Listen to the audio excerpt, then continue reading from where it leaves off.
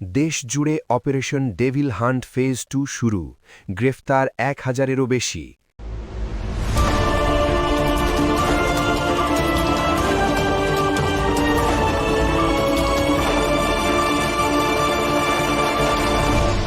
Channel CB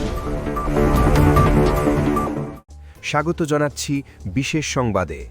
দেশ জুড়ে শুরু হয়েছে সরকারের এক নজিরবিহীন বিশেষ অভিযান, যার নাম অপারেশন ডেভিল হান্ট ফেজ 2। অবৈধ অস্ত্র উদ্ধার, আইন শৃঙ্খল পরিস্থিতি নিয়ন্ত্রণে রাখা এবং বিশেষ করে ফ্যাসিস্টদের দমনে যৌথ বাহিনী এই অভিযান শুরু করেছে। জাতীয় সংসদ নির্বাচনের সম্ভাব্য প্রার্থী শরীফ ওসমান বিন হাদি ঢাকায় গুলিবিদ্ধ হওয়ার পর গত শনিবার স্বরাষ্ট্র মন্ত্রণালয়ের কোর কমিটির বৈঠকে এই অভিযানের সিদ্ধান্ত নেওয়া হয়। সেই রাত থেকেই পুলিশ এবং সেনাবাহিনীর সমন্বয়ে শুরু হয় এই বিশেষ অপারেশন। অভিযানের প্রথম 2 দিনেই শনিবার রাত থেকে রোববার পর্যন্ত দেশ জুড়ে গ্রেফতার করা হয়েছে ১,০৪৩ জনকে।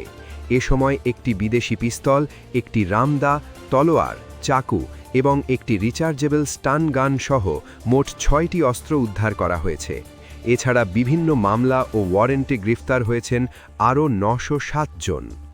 পুলিশ সদর দপ্তরের অতিরিক্ত আইজিপি খোন্দকার রফিকুল ইসলাম জানিয়েছেন, নির্বাচনকে সামনে রেখে অবৈধ অস্ত্র উদ্ধার এবং যারা নির্বাচনে বাধা দিতে চাইছে তাদের বিরুদ্ধেই এই বিশেষ অভিযান। স্বরাষ্ট্র উপদেষ্টা lieutenant general Mohammad Jahangir Alam Chowdhury core কমিটির সভায় স্পষ্ট জানিয়েছেন, লুট হওয়া ও অবৈধ অস্ত্র উদ্ধারে অভিযান আরও জোরদার ও বেগবান করতে এবং ফ্যাসিস্ট সন্ত্রাসীদের দমনের উদ্দেশ্যে অপারেশন ডেভিল হান্ট ফেজ 2 অবিলম্বে চালু করার সিদ্ধান্ত নেওয়া হয়েছে।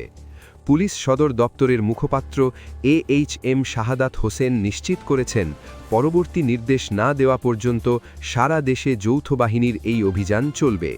মনে রাখতে হবে, এর আগে গত ফেব্রুয়ারিতে অপারেশন ডেভিল হান্ট শুরু হয়েছিল গাজীপুরে ছাত্র জনতার উপর হামলার ঘটনার পর। এই অভিযান নিয়ে আপনার কী মতামত কমেন্ট করে জানান।